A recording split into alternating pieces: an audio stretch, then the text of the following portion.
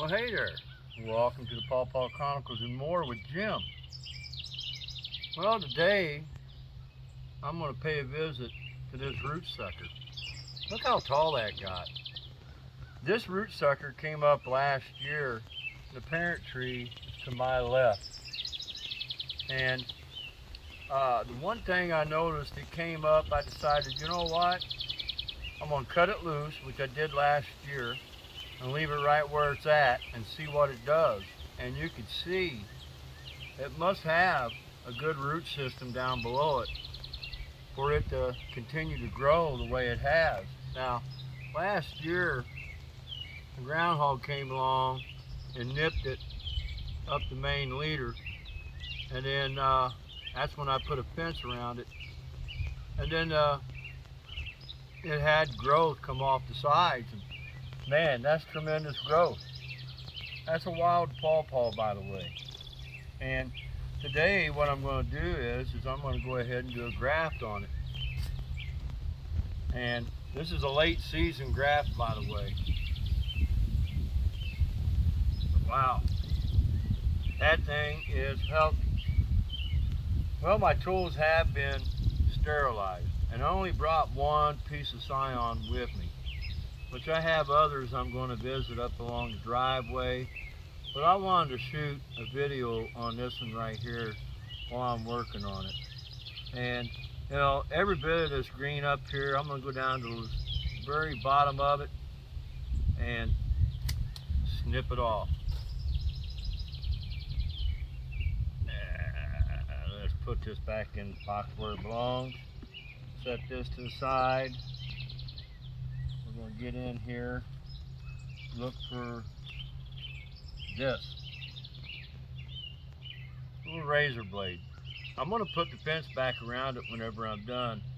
Keep the groundhogs off of it. I got one hanging out in this particular area, and oh, it's nice and wet.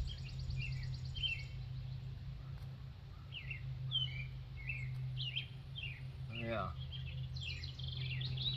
And what I'm going to do is I'm going to do just a regular cleft graft on it.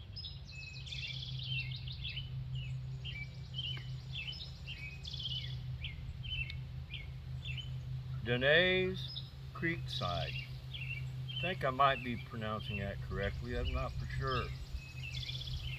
But I'm going to put 3 buds on this. And man, that's real close to matching the same size. So we're dealing with 2 healthy looking pieces of material here. Now, I'm just going to do a regular cleft graft on this.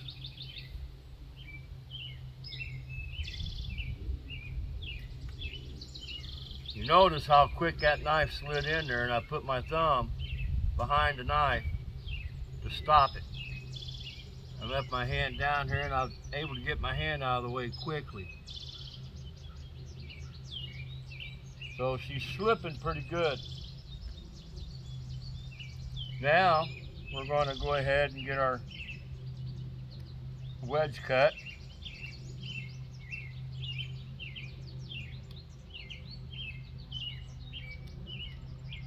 And I'm going to make it a nice, long, thin cut.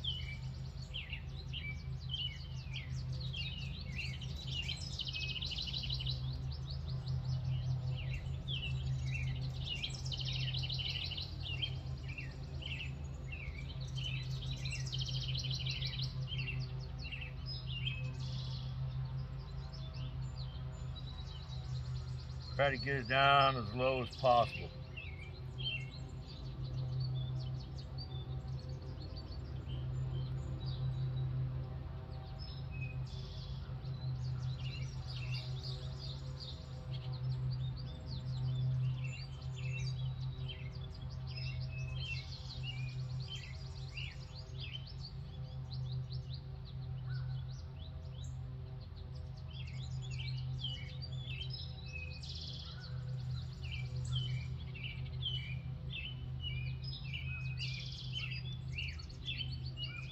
And I'm going to go ahead and get my parafilm out ahead of time, and I'm going to go ahead and wrap this up with parafilm before I stick it in place.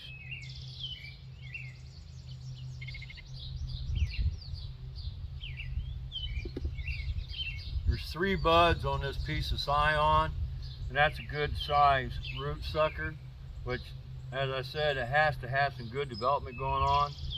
And what I'm going to do is wrap the whole bud up with parafilm. And come over that bud, continue down the shaft,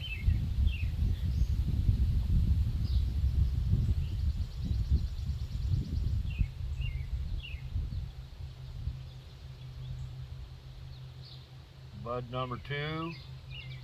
Now, I'm using buddy tape. You notice before I would stretch that parafilm out before I'd stick it on there, but with this buddy tape, I find that it works best.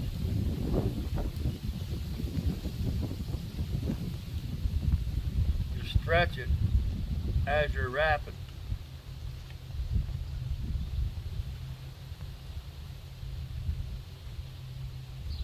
And that's a good clean wrap on that. Everything's covered up. Now I'll find a spot to stick it, and I'm going to take a close look to see my straightest edge. It's looking like this is my straightest edge.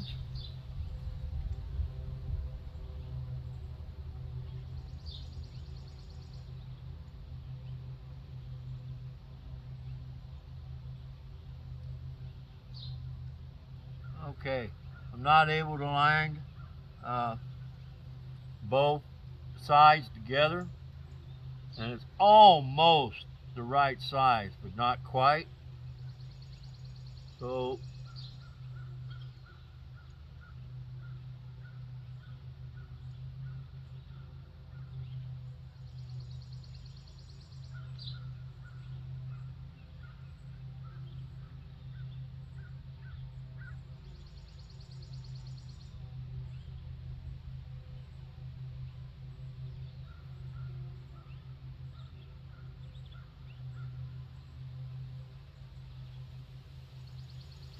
I'm trying to make sure that this is even across here so that we have good contact.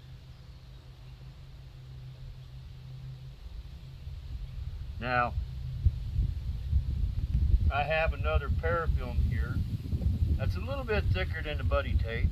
This is the parafilm that you've seen me use time and time again.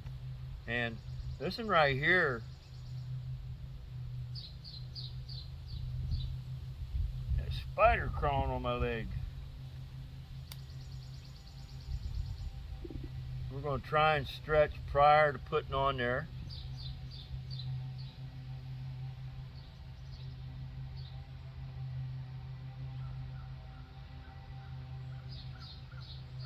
It's a little stiffer, a little thicker.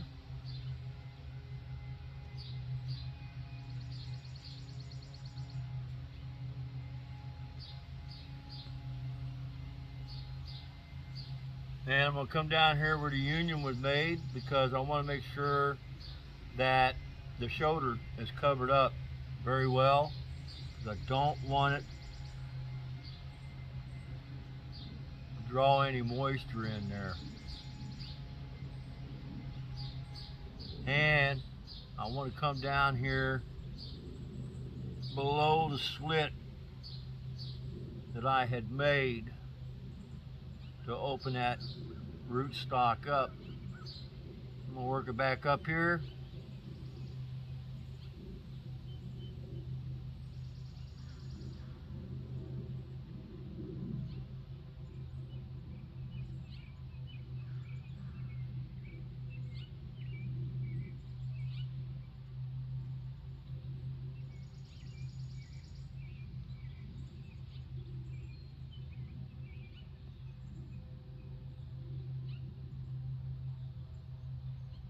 I want to make sure I got good tight contact.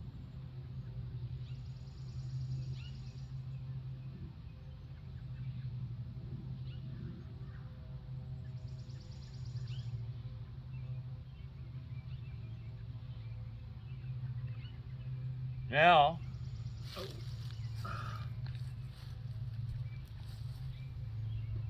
takes me a little time to do my grafts, but I enjoy taking time.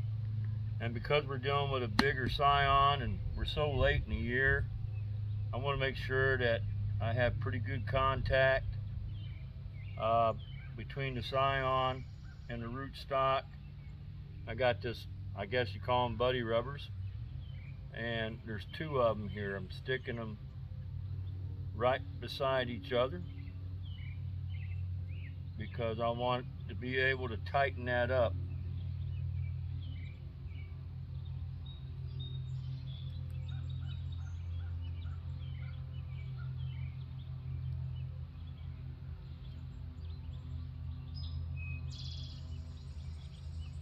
I'm pulling on that rubber band tight. One wrap, two wrap, catch it so it ain't twisting. So it continues to lay flat. One wrap, two wrap, catch it again.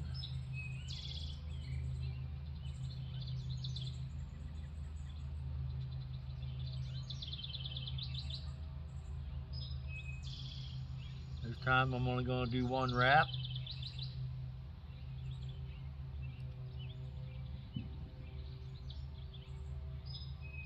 And see if I can catch my tie off.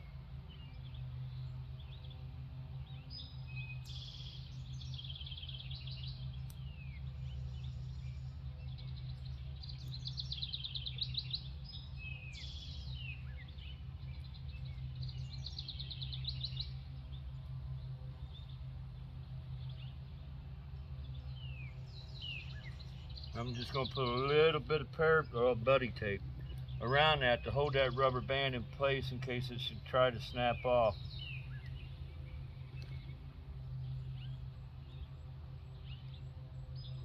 That'll hold that tag in place and keep it from rolling off.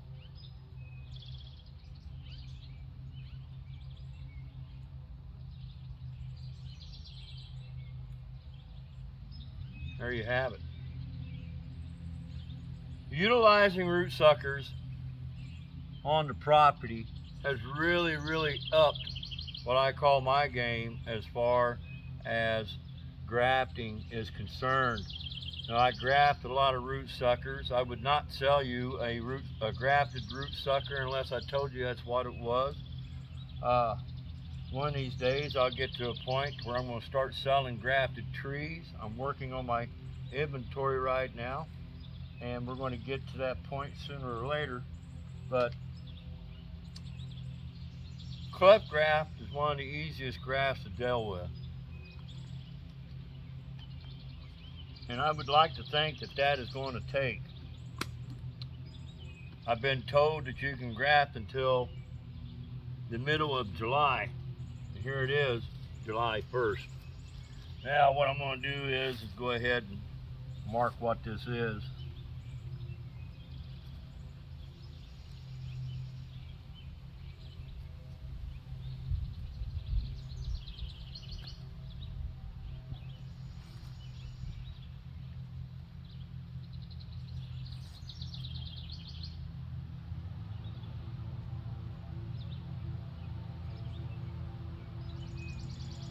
Today's Creekside.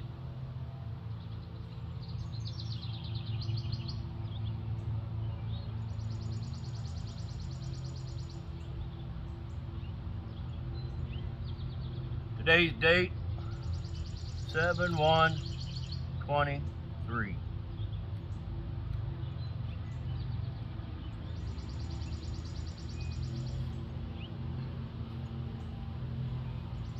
Like I said, it's pretty late in the year to graft, but I've been told that you can do it, so we're decided let's give it a try and see what happens.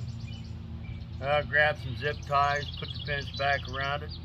I'm gonna leave this be this year.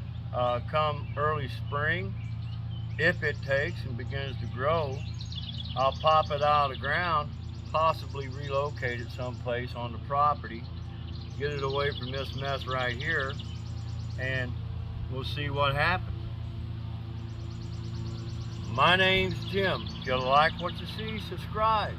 Don't forget to click on that bell for any notifications. Any comments or questions that you may have, I welcome. Y'all have a God bless day.